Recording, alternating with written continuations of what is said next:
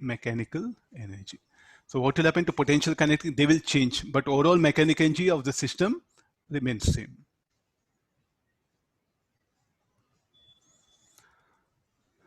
Is that okay? No. So this is the thing that one. Now we have to just pick up. So I introduced to the idea of what conservative forces. So let's go for non-conservative forces. So what do you mean by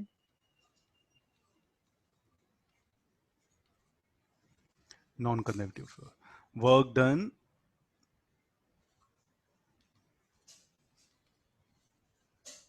in a closed path is non-zero.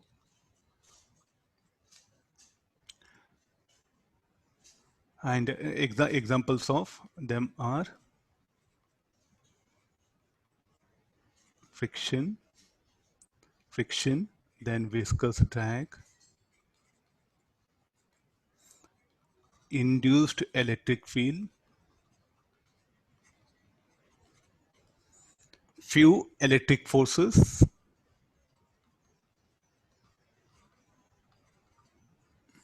few elastic forces. All elastic forces are not conservative. Few elastic forces also. Later on in the elastic chapter, I'll show where the elastic force can also be non-conservative under some circumstance. So these are examples. So work done in a closed path is non-zero. What do you mean by that? All these are dissipative forces. So conservative, non-conservative forces are dissipative forces. Non-conservative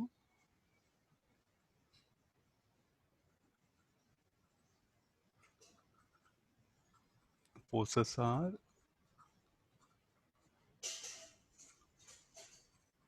dissipative forces. So let's do one thing. I'll give one small example. I'll keep the block on a rough surface. I think you know enough idea of friction. I'll give some kinetic energy to the block initially at point A. Got this? So in the final open, the block will come to rest. In between, you see that what actually is going on. The friction will act here. What are the other forces acting? The weight in mg, and this is velocity. And the block has undergone displacement of x, and it has come to rest here. Then again you move the block B, again at point B you give velocity to the same speed u to the block. Again when it comes to rest, will the friction, will it give it back?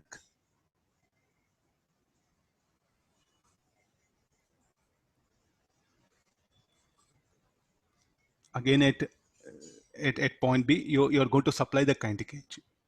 So when it is moving here, how the friction will be acting opposite to displacement here.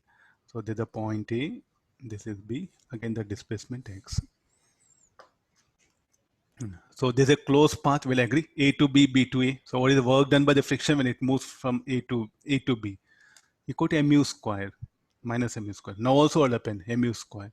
So at A you give kinetic energy, and at B it come to rest. Again at B you are going to give kinetic energy. Again at A it has come to rest here. So what happened that kinetic energy given? Did it got back again returns back to A? Nothing, no. On other side, you take help of the gravity.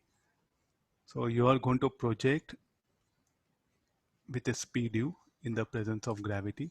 Somewhere here it will come to instantaneous rest. When it is moving here, how the weight will be acting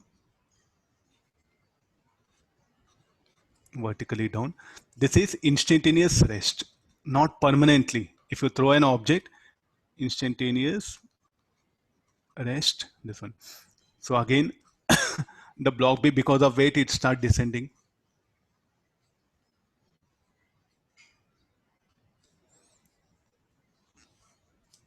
This is the,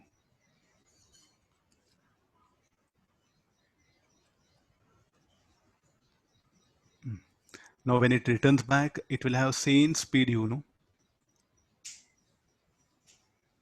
on this u naught, v naught, I'll write it. Some of you are asking, is it a potential energy? No, it's a velocity. Look at this one, no? What was, I'll define h equal to 0. What was the kinetic energy at A? mv naught square.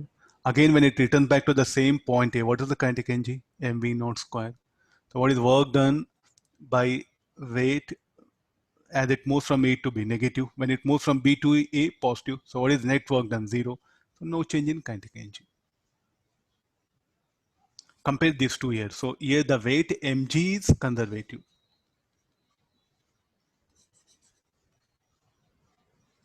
The weight mg, I'll write it clear here. And what about the friction force here? Non-conservative. Now getting the idea at least now. So conservative force what happens once it consumes, finish, or it will not return back. Look at the second diagram. So what happening the weight? Again, when the block returns back to same initial point, it will give back its kinetic energy. It will give back that one. So net work done by conservative force in closed path 0. Net work done by non-conservative force in closed path will be non-zero. It's a dissipate. Means doesn't mean that non-conservative forces will always do negative work. Need not. But work done by non-conservative force in a closed path will be non-zero. It can be negative or positive. I gave example where it is negative. Oh. మేము అవి నేర్చుకోలేదురా మేము ఉన్నప్పుడు somebody please unmute no. Okay, so got the idea no. So this is about the basics. So what are the good examples of non-conservative force? Friction, viscous, drag, all they'll come under category of non-conservative forces. So whenever non-conservative force acts, don't apply conservation of mechanical in that one. Only conservative force acting, take help of that one. Sir, what about the external forces if they act? External force what happen? You can call it some. If you look at the SC Verma, ES side, conservative, non-conservative, external. But if you look at the Edo book, no, it's just saying that conservative, non-conservative. I think it's just only difference in the classification, nothing to do. So you need not to bother. So like, is it external force conservative or non-conservative? You take any force, work done by that force in closed path 0, it will become conservative. Work done by that force in a closed path non-zero, it will become non-conservative. I think let's not fight with that classification of that, because we are bothered more about the conclusion. We are not bothered about the anything about that grammatical things, everything. That means here, so there are two types of systems we'll get it, where only conservative forces are acting and will conserve mechanical energy. So even if non-conservative forces or external forces, if they act, then how to do the problem? Can we apply conservation of mechanical? No, you can take help of work energy theorem. So what it says is no.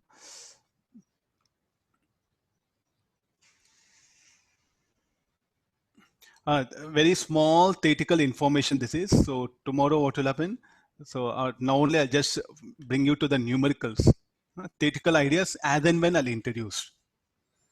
Because only theory again you'll feel bored, because there are a good amount of theory is there. So with examples, numericals, as we proceed, we'll take help of that one. Okay, now on a system, what's happening on a system? Conservative forces, non-conservative forces, and external forces, all are acting. And according to the work energy theorem, work done by all forces should be equal to change in kinetic energy. So this should be equal to what? Delta K. This is from where? Work energy theorem. And we know work done by conservative force minus delta U.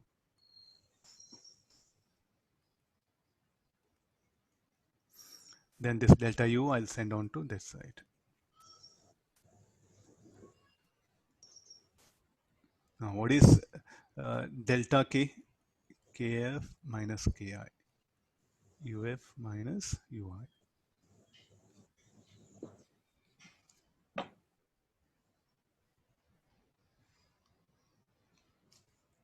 What do you mean by Kf minus Ki?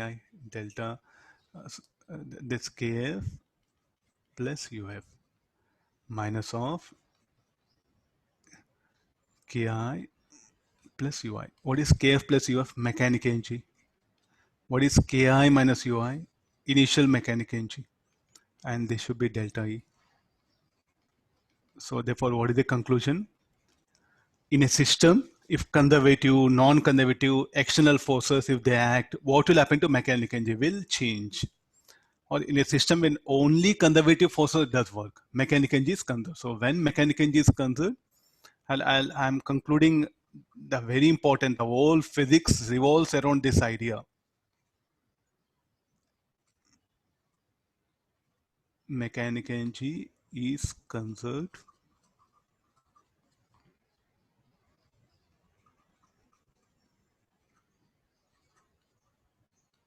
when a system is acted upon by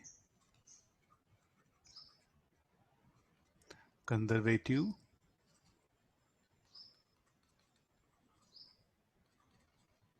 non-conservative,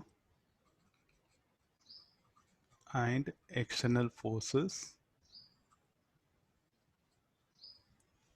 and if only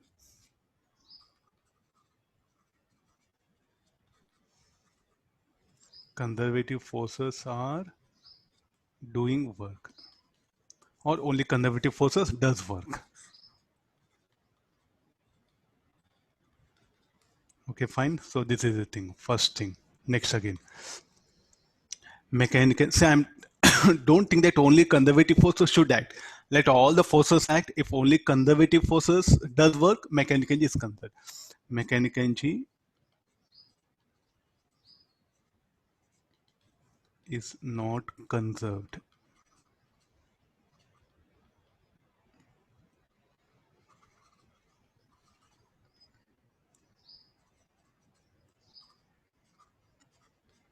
when a system is acted upon by conservative,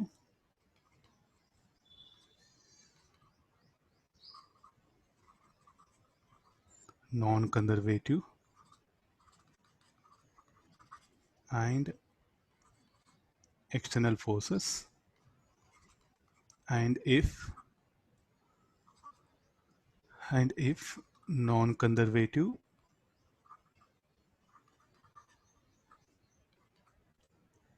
or external forces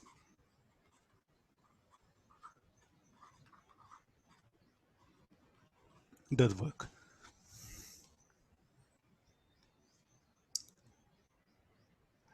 External forces, you are applying force on an object when you show, no? There's external force.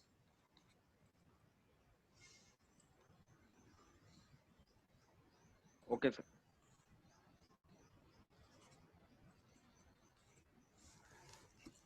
Okay, there's a thing. So all our entire numericals now what we do, no? Just they revolve around these ideas.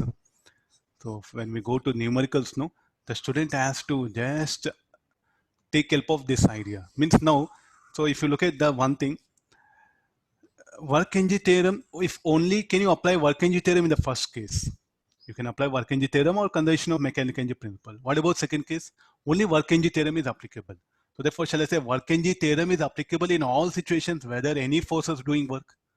Are you getting the trick? This is what needed for us in exam. In exam, some students, what they do, they're very smart. How they're very smart means they're not bothered about like identifying conservative, non-conservative. Just they apply work energy theorem, they'll get answer. Work energy theorem, nothing to do, no?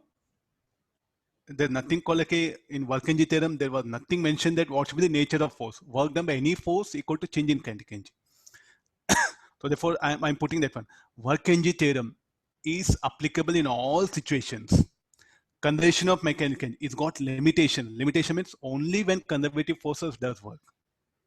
So therefore, in exam, what you prefer?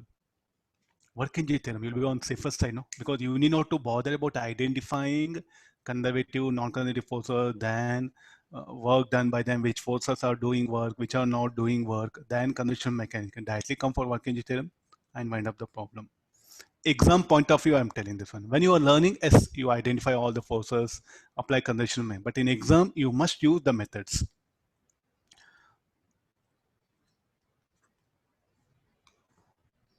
Okay, let's take some examples so that it'll be easy for you what you are learning. There's only theoretical ideas, nothing is there. I think I'll introduce one page here.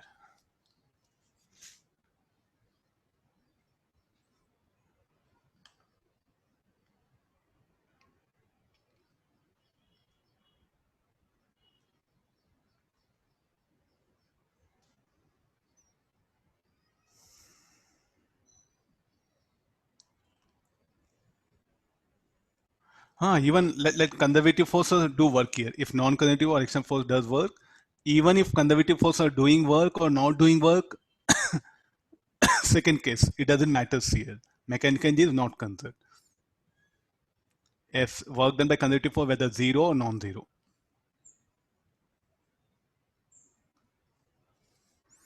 Okay, now let's take some. So I'll just mix with the problems with the laws of motion.